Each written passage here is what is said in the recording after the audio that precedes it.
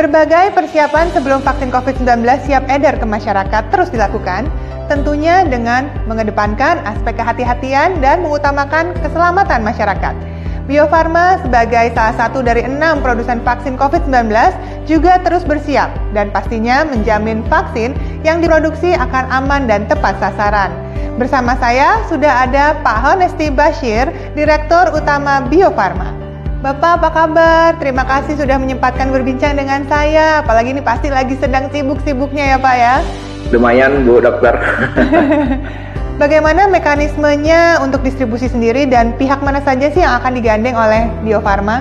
Jadi semua relawan itu sudah kita lakukan proses penyuntikan sampai 2 kali. Karena memang desainnya ini kan 2 dosis ya. Di mana antara suntikan pertama dengan suntikan kedua itu jaraknya 14 hari. Dan semua relawan itu sudah kita lakukan suntikan kedua. Jadi sekarang yang kita lakukan adalah periode monitoring, di mana nanti sampel darahnya dari masing-masing relawan itu akan kita lakukan tes untuk menentukan titer antibody, artinya untuk tes immunogenicity-nya dan juga untuk efikasinya. Setelah 3 bulan kita laporkan hasilnya ke Badan POM untuk nanti bagian dari proses kita untuk mendapatkan emergency use authorization. Nah, alhamdulillah juga sampai saat ini tidak ada kejadian-kejadian yang serius ya yang akan membuat uji klinis tahap 3 ini bisa dievaluasi ataupun dihentikan.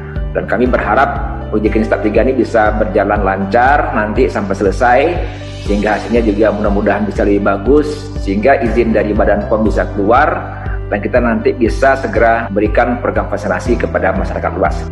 Dari sistem distribusi sendiri, kita memang sudah mengembangkan sistem digitalisasi, di mana mulai dari packagingnya sendiri nanti ya, itu kita kembangkan dengan sistem track and trace. Kita akan memberikan semacam QR code ya, mulai dari packaging yang primary-nya, secondary-nya, dan juga tertiary-nya. Sehingga nanti vaksin ini benar-benar bisa kita pastikan akan diberikan kepada yang berhak untuk menerimanya.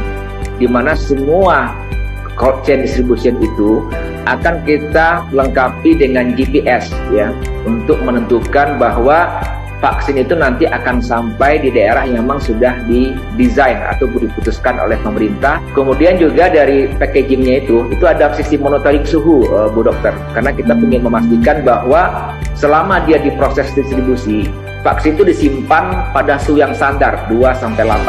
Jadi nanti kalau seandainya ada misalkan kejadian yang luar biasa, mungkin ada kejadian tertentu di mana penyimpanannya itu di luar 2 dan 8, itu akan segera diberikan notifikasinya dan kita bisa track nanti lokasi ada di mana, sehingga nanti kita akan lihat kalau masih sesuai dengan standar, mungkin vaksinnya akan tetap kita berikan, tapi kalau seandainya di luar standar nanti akan ditarik dan kita ganti dengan vaksin yang baru. Jadi memang menurut kami distribusi juga memberikan suatu hal yang sangat vital dalam proses vaksinasi ini untuk memberikan jaminan kepada masyarakat bahwa memang mereka mendapatkan vaksin yang bagus.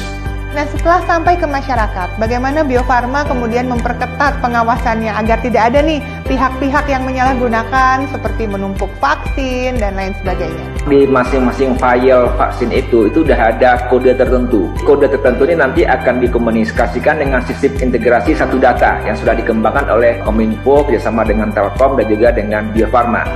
Nanti ada data-data tertentu seperti vaksin ID yang ada di filenya vaksin sendiri, dan dari customer ID nanti yang disesuaikan dengan data mereka yang KTP ataupun nanti data yang ada di Dukcapil.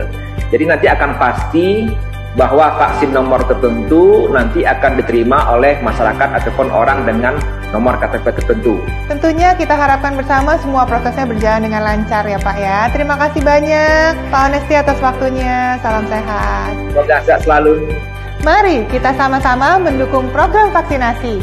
Para peneliti dan ilmuwan berupaya keras dan menjamin mutu vaksin COVID-19 yang baik untuk seluruh masyarakat Indonesia. Tapi vaksin yang utama tidak boleh kendor. 3M. Mari jadikan 3M sebagai bagian dari keseharian kita. Bahkan saat vaksin COVID-19 nantinya sudah diberikan.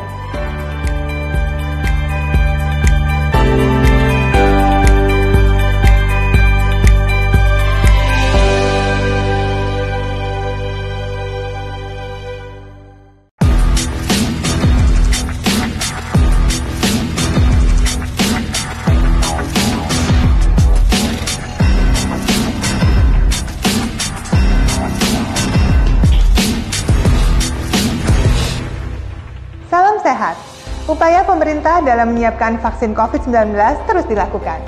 Selain penyediaan vaksin COVID-19 dengan tahapan pengujian hingga dikeluarkan izin dari Badan POM, kesiapan tenaga kesehatan juga dilakukan. 440.000 tenaga kesehatan dan 23.000 vaksinator siap sukseskan vaksinasi COVID-19 hingga ke seluruh daerah. Nah, untuk mengetahui bagaimana persiapannya, saat ini saya sudah bersama dengan Bapak Oscar Primadi MPH, Sekretaris Jenderal Kementerian Kesehatan. Pak Oscar, November lalu sudah ada 7.000 dari 23.000 target tenaga kesehatan, yakni para vaksinator yang telah dilatih. Nah, boleh nggak dijelaskan bagaimana sih perkembangannya dan seperti apa modul pelatihannya bagi para vaksinator tersebut? Sampai dengan 5 Desember dari data yang saya dapat ini sudah dilakukan pelatihan sebanyak 12.408 orang untuk 21 provinsi. Nah, sementara workshop penyiapan bagi tenaga vaksinator ini telah dilangsungkan untuk 29.635 orang dari 34 provinsi. Artinya semuanya berjalan sesuai dengan rencana kita dan insya Allah kesiapan itu kita jaga. Dari sisi jumlah proporsional dari semua provinsi akan tercakup. Tentunya modul-modulnya itu kita adaptasi kepada yang selama ini sudah menjadi kurikulum dalam bentuk virtual. Daerah mana saja Pak yang sudah berhasil melakukan simulasi dan bagaimana dengan kesediaan alat kesehatan untuk program vaksinasi massal nanti? Di Kota Bogor, yang simulasi itu dihadiri Bapak Jokowi sendiri bersama tentunya dengan Pak Menteri Kesehatan. Kemudian di Puskesmas Cikarang Utara, di Bekasi khususnya ya pada tanggal 19 November. Nah, hadir di situ Pak Wakil Presiden kita, Pak Ma'ruf Amin. Artinya semuanya itu memang harus dilakukan seperti ini, baru kita tahu gitu. Ada satu persoalan yang memang harus kita perbaiki, ada masalah yang kurang ya, namanya ini pekerjaan besar ya. Tentang APD, Kemenkes juga menyiapkan untuk sosialisasi ke seluruh pelatihan vaksinator ini sekaligus penyediaan cold chain, logistik pendukung termasuk APD level 1-nya. Jadi rencana semuanya itu sudah berjalan dan diikuti dengan penyiapan pembiayaan yang sudah diukur dan direncanakan dengan baik. Selain proses pemberian vaksinasi nantinya yang tidak kalah penting tentunya adalah bagaimana kita bisa mengedukasi masyarakat sebelum divaksin. Nah, tahapannya nih Pak, apa saja sih yang nanti akan dijelaskan kepada masyarakat dari Dinas Kesehatan tentunya Kementerian Kesehatan? Sekali lagi, upaya-upaya ini harus sampai ke daerah ya. Teman-teman di Dinas Kesehatan, di Puskesmas, di ujung tombak di Fasiankes lah yang benar-benar menjadi aktornya nanti. Ya, kita berharap tidak semata-mata pesan yang sulit-sulit diterima masyarakat kita ya. Kalau memang bisa bersifat local wisdom ya, bahasa-bahasa daerah yang bisa disampaikan ke masyarakatnya akan lebih baik. Tapi secara umum dalam konteks ini kita tentunya sudah membuat semacam guidance ya untuk teman-teman mengkomunikasikan itu.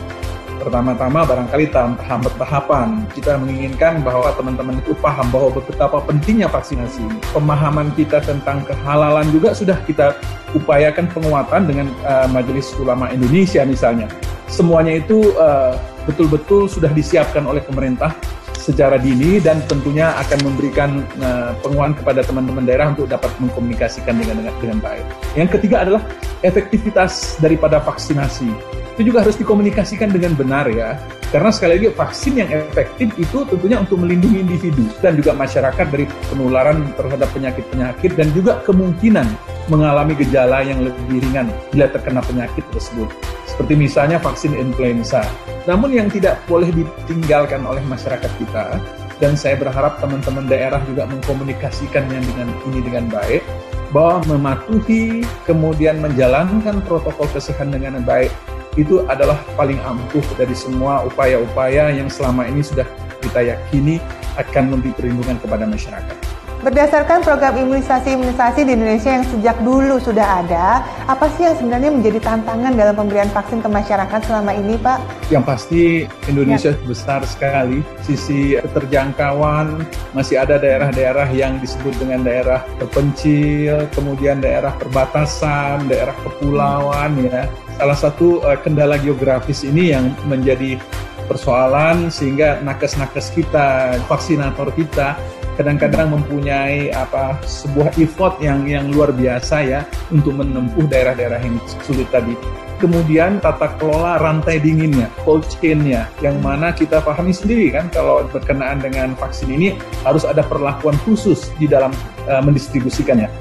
Terima kasih Pak atas penjelasannya. Terima kasih juga untuk seluruh rekan-rekan tenaga kesehatan yang berjuang untuk membantu masyarakat di pandemi ini, yang sudah terjun langsung menyembuhkan pasien, hingga para peneliti yang luar biasa bekerjanya dalam upaya meningkatkan 3T. Mari apresiasi kita semua kepada para tenaga kesehatan, lakukan disiplin penerapan protokol kesehatan 3M.